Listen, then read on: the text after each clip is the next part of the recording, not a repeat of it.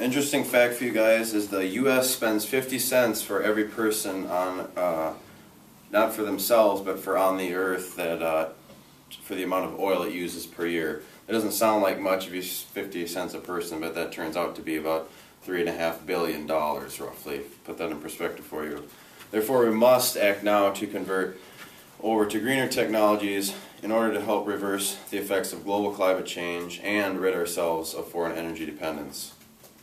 I care about the environment and want for future generations to have the same clean water and air that we benefit from today. Therefore, Mr. President, we propose that the U.S. federal government adopts a Pickens plan for renewable energy.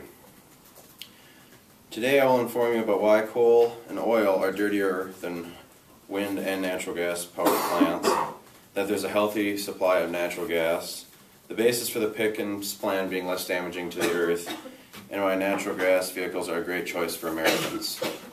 Although there are claims that gas and coal emissions are on the downfall and they're claimed to have clean coal energy, they're not nearly as clean as wind energy or natural gas for that matter. This is due to the fact that wind energy harnesses the power of nature's force. It doesn't require any drilling, mining, tapping, or piping. Wind energy is powered by the sun and will only run out once our sun dies. The wind currents are formed from the sun's energy and different waves it creates. Since the sun's earth hits the surface in the equator region at more optimum angles, more air is heated, therefore is warmer around the equator in the tropics. According to the article, where does the wind come from and how much is there?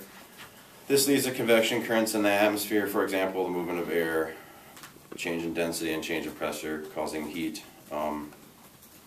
Natural gas, therefore, is also a great option because it is considered the cleanest burning fuel option we have. The burning of natural gas releases very minute amounts of sulfur dioxide and nitrogen oxides and almost no ash or particulate matter, which would be that black cloud of smoke you see when the school bus takes off or a big truck going down the road. According to naturalgas.org, the main products of heat or combustion of natural gas are carbon dioxide and water vapor, which are the same compounds that we exhale when we breathe. So acid rain could also be caused by these things that are polluted from burning oil or coal, and therefore using natural gas would significantly reduce these, as it does not produce the chemicals that cause it, and it does not also trap the heat in the atmosphere like coal and other fossil fuels do. Obviously the heat being trapped in the atmosphere causes the global warming, and there's also side effects such as the acid rain and smog, which happens in more of the urban cities. You tend to see it on the coasts most often. So therefore natural gas is not only cleaner than all other fuels, but it is more abundant as well. Natural gas has been found in abundance around the U.S. As previously stated, there is enough to last us for 100 years, and there is amounts in the trillions, about 5.2 trillion cubic feet to be exact. Research continues to improve technology, so our methods for retrieving this are less harmful to the environment. Like I said before, the Energy Information Administration estimates that there are about 2.5 trillion cubic feet recoverable natural gas in the United States. And actually, correct my fact earlier, the world supply is 5.2 trillion cubic feet trapped over or underneath the earth, so that includes the United States. So putting that in perspective, once again, the U.S. holds roughly half of the natural gas of the world, so this would definitely increase our energy dependence for ourselves. With the clean burning natural gas leaving a smaller carbon footprint, wind energy is a perfect companion for the U.S. moving forward. You know, the wind blows and electricity is generated. It's a pretty simple plan. It's not a lot of interruption. Pickens' plan, to outline more, uses carbon neutral wind capturing technology. It would also reduce carbon dioxide emissions from electricity production in traditional coal firing plants. Wind energy only uses fossil fuels very briefly. When they set them up, they have to truck in the big windmill arms or turbines and the actual structure. Other than that, unless you count the maintenance guy driving his truck out there to crawl up it, it's completely zero emissions after that.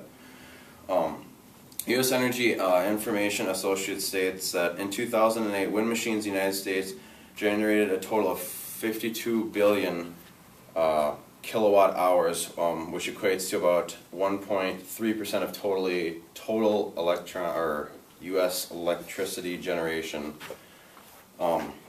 Eventually, as stated before, the U.S. foresees that we could convert to using wind energy for roughly 20% of our electricity.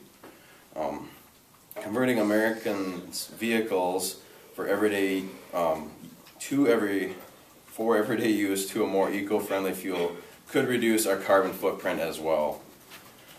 Although traditional vehicles now are powered by gas, diesel, sometimes an ethanol or a biodiesel blend, and we also have hybrid electric cars.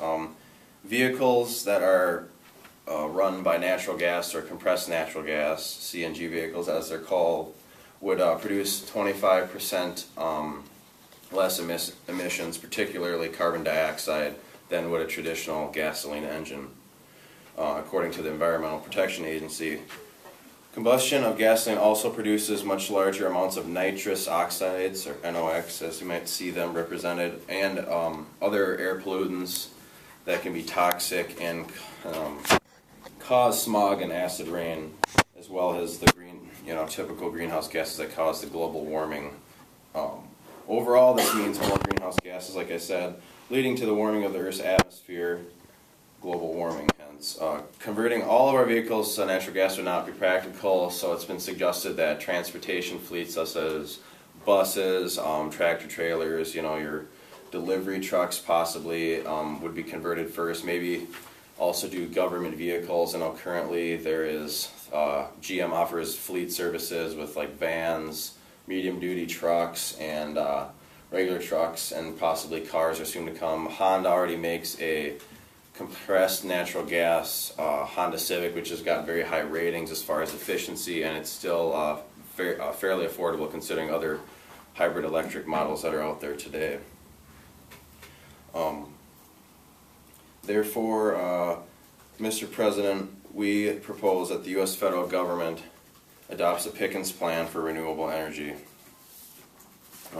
Today I enlightened you as to why coal and oil are dirtier than wind and natural gas powered plants, as well as cleaner option for vehicles, provided that there's proved that there is an abundant supply of natural gas. Give you the reasons why the Pickens plan is less damaging to the earth, and why the natural gas vehicles are a good option moving forward for the Americans. At first glance, you might feel like the Pickens plan will not be feasible for the U.S. or that it will not make enough differences for our future. Now that you know that natural gas is plentiful in the U.S. and around the world, and that wind energy can provide power for many of us with no carbon footprint, and that vehicles powered by natural gas can reduce emissions significantly, you might change your mind. The U.S. needs to act quickly in order to get rid of our dependence on foreign oil, and endorsing the Pickens plan will lead us in the right direction. Thank you.